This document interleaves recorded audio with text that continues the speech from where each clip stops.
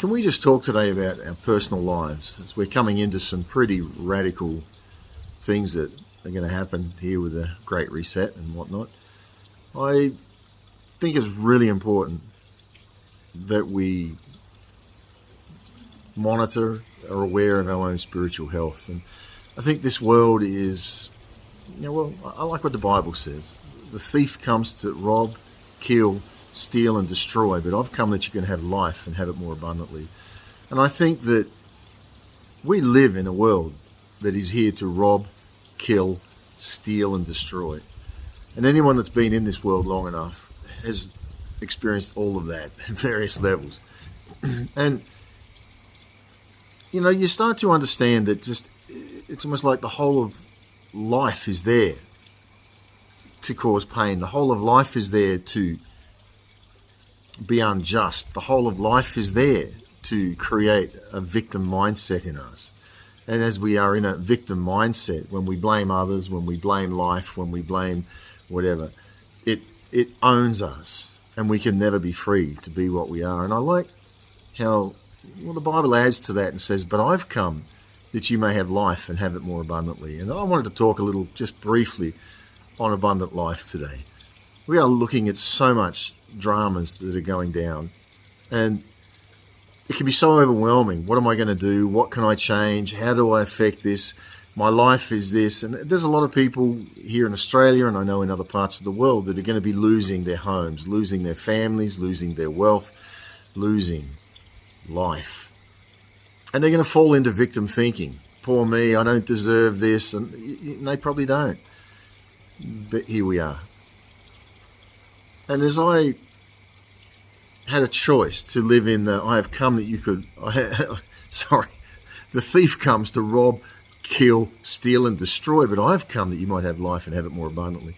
You can live in the rob, kill, steal and destroy default, or life more abundantly. And for me, it's a choice to live in the life more abundantly. I'm aware of the rob, the kill, steal and destroy. I've lost so much recently. Things have gone down that have been horrible for my life.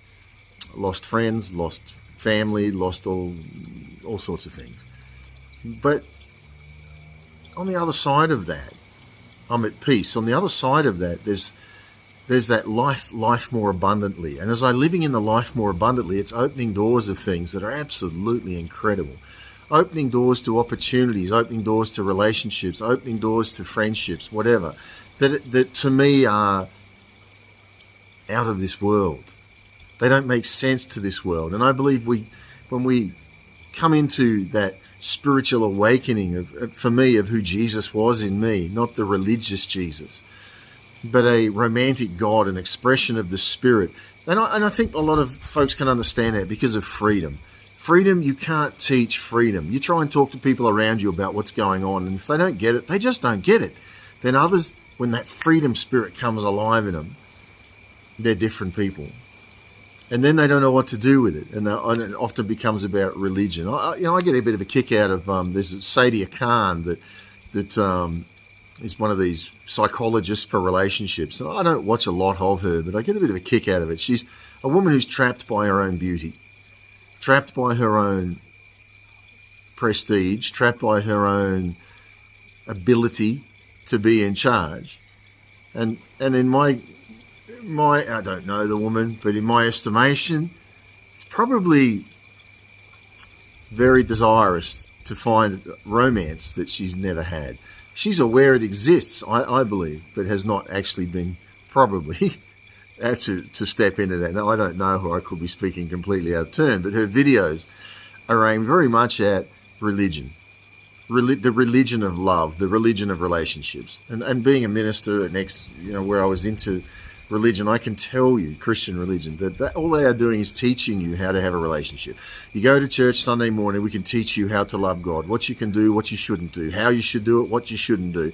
And if you do this, you'll have a good relationship. And everybody takes notes diligently, like, yeah, I can have a good man. And that's Sadiya Khan. I can take good notes and everybody's going to have a good relationship. Do this with a man. And I always get a kick out of women saying, experts in men.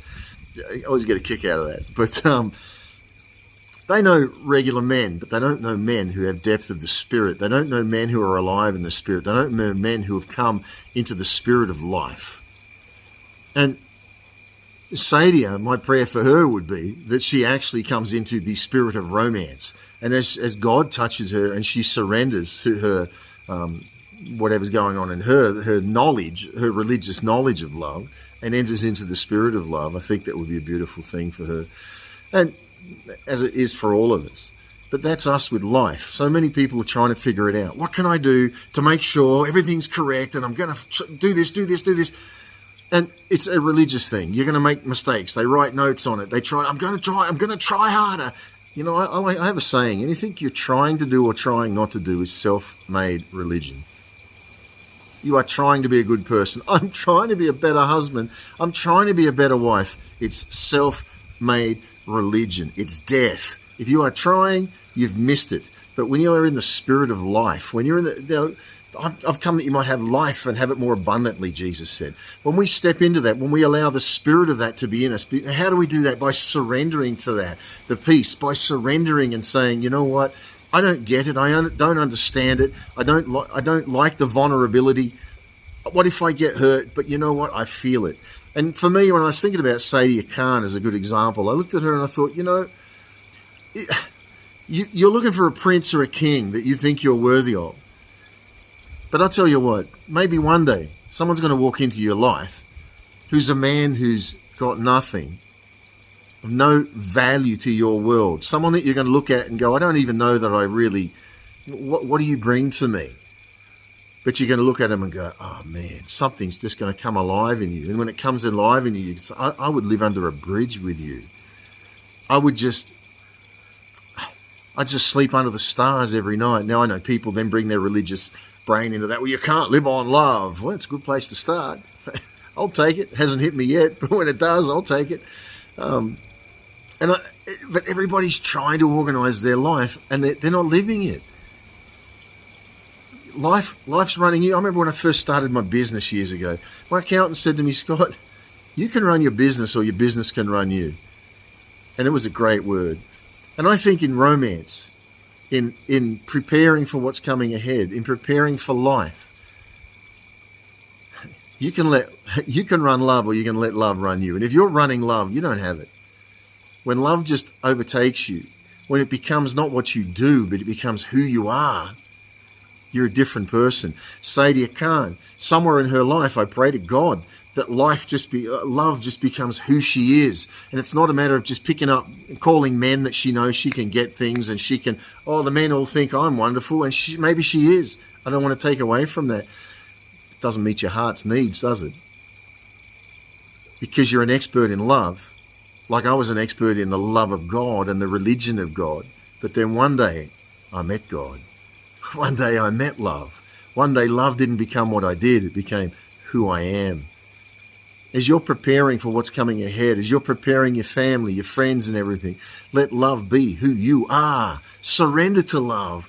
Sit with God. Take a walk. Go outside with him and just talk to him. Forget the religion of it. Just talk and say, God, I need to know you. I need to know your peace. I feel you. I think it's you. I don't know if it's you. I don't even believe in you. That's all right. You can say that to God. I don't even believe in you. But I had one man say to me, I don't even believe in God, but something's speaking to me inside. And when I do what it's telling me, it works out. I think it's God. And each and every one of us, and if you've got this far in the video, things have spoken to you. But you're trying to control it because you have insecurity, you have fear, and you don't know what to do because you're scared. And you know why? Because you don't know you're loved. You've never had real love. You may be in a relationship, it's not real love. You've just got a partnership. You're doing things, maybe raising children or, business or a house or whatever, and it's a partnership. And maybe it was born in lust, whatever it was born in. True love is different. True love is different, and many people have never experienced the abandonment of true love, the vulnerability of true love, the vulnerability of God saying to you, I love you. My child, would you surrender your all to me? Today, I'm encouraging you, inviting you to do that. Have a little talk with God and surrender your all, because what's coming, we're sure going to need all the help we can get. God bless you. You're welcome to message me if you so need to.